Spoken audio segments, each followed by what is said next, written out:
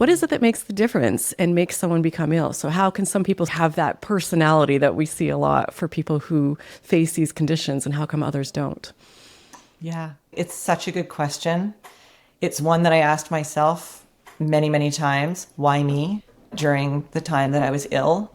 Why did all these other people I know, who I have lots of friends who have kind of anxiety profiles like I did, and lots of friends who have way more stress in their life. I was actually at a point where I didn't really have a lot of stress in my life when I got COVID.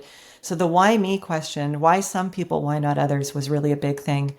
What I've really learned now, though, and I know this isn't going to give you peace of mind or even really answer your question, but this is what I've noticed is that, and Dr. Schubiner says it, everybody has mind-body symptoms, right? Like whether it's just getting nervous and sweating before doing something or blushing because you're embarrassed, whatever, those are mind-body symptoms.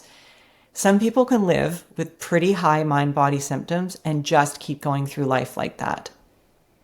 It doesn't sound fun to me to live like that. And I can think of times in my life where I was definitely living in a state of real fight or flight, high alert, and still functioning. Do I prefer that? No, I definitely prefer how I'm living now that I've learned all of this, and all of those things like anxiety, everything have just really calmed down for me. So this recovering from this illness has helped me recover from all the things I didn't even know I was struggling with before I got sick. Yeah. So we don't know why some people get sick and why other people don't.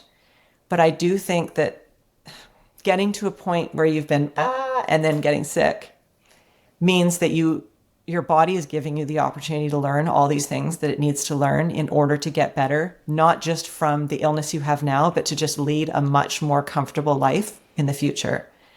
And for some people, they don't get to that kind of crash point where they have to do this work. And so they end up just living up in this hypervigilant range for their whole lives, because nothing has actually forced them to have to do the work. They're still functioning. So I know it doesn't answer your question, but this is just some of the observations I've seen, where I know people who are chronic migraine sufferers, and it's I'd do anything if I could help them recover. But because they're still going to work, they're still doing the things they need to do, they just don't have time for, the process of recovery. As best as anyone on the planet could, I think that does answer the question. We're still figuring this all out and we don't know all the answers, but absolutely, it is a spectrum. And, I was living in probably chronic fight or flight for probably 15 years before my nervous system finally, shut me down with a whole host of symptoms. So, yeah.